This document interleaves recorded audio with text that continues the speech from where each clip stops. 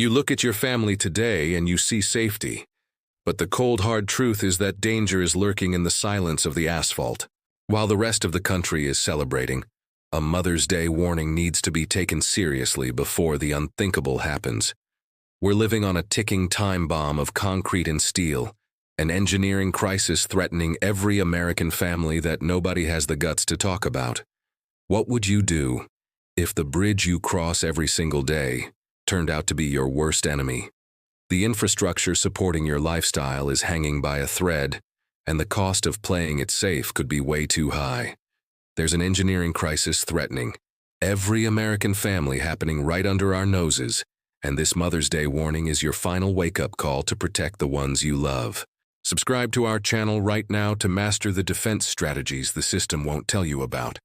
Your family is counting on your preparation, and we're on a mission to hit 1,000 subscribers to beef up this community of men who refuse to be caught off guard.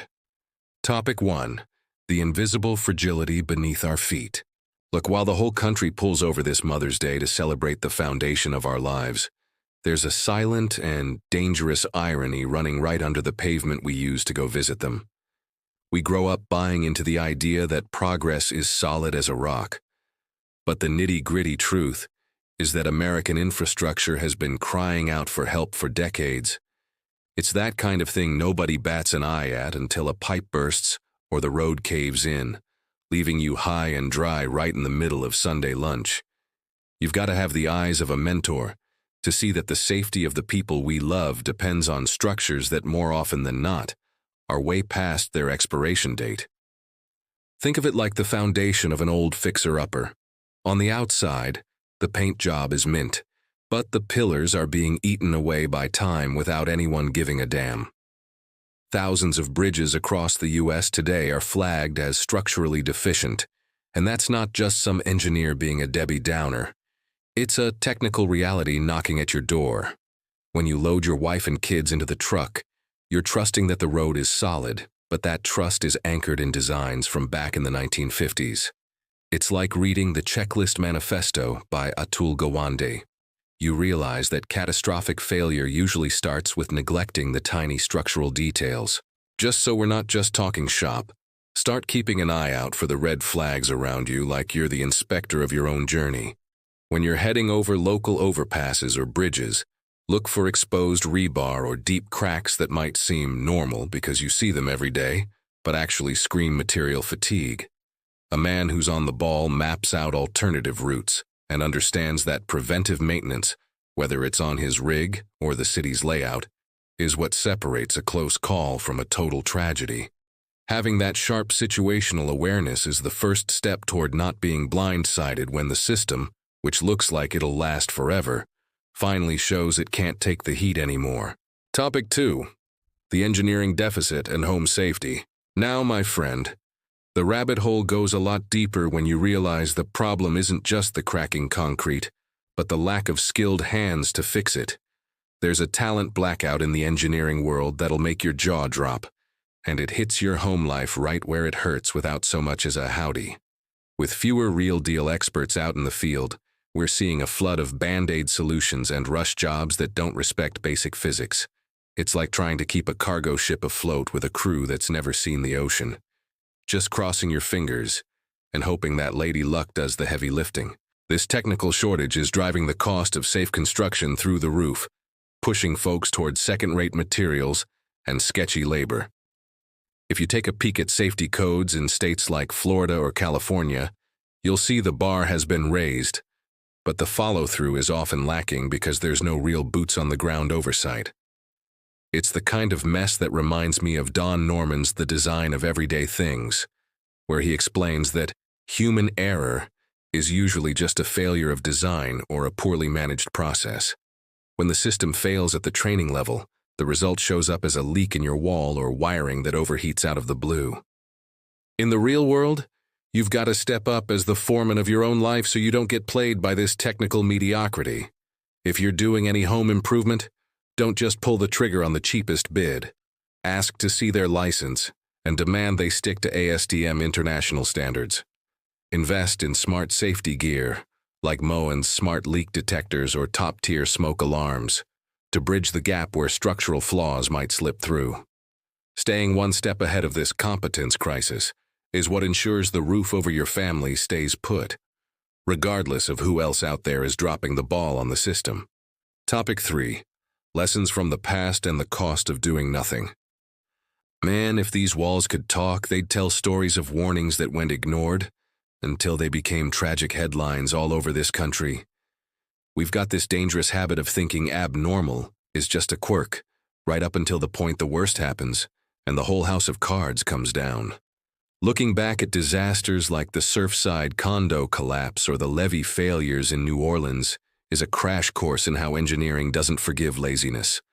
Like the old-timers say, better safe than sorry. Because turning a blind eye, my friend, usually ends up taking what's most precious to us without a second's notice. This "I'll get to it tomorrow" mindset is a trap that eats away at our cities and, by extension, our peace of mind. When maintenance is treated like a nuisance expense instead of an investment in survival, the bill you pay down the road comes with insane interest and losses you can't get back. It's like reading the accounts of the I-35W bridge collapse in Minneapolis. The signs were all there, etched into the metal and concrete, but they were masked by red tape and people in a hurry. A real mentor knows that the strength of any structure, whether it's made of steel or family values, lies in the courage to face the cracks while they're still small. To bring this home, start making a habit of rigorous inspection for everything that keeps your life running, from your roof to your family's insurance policy.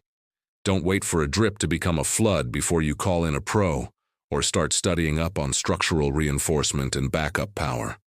A great read to understand this risk dynamic is Anti-Fragile by Nassim Taleb, which teaches you how to actually benefit from chaos by being ready for the unexpected.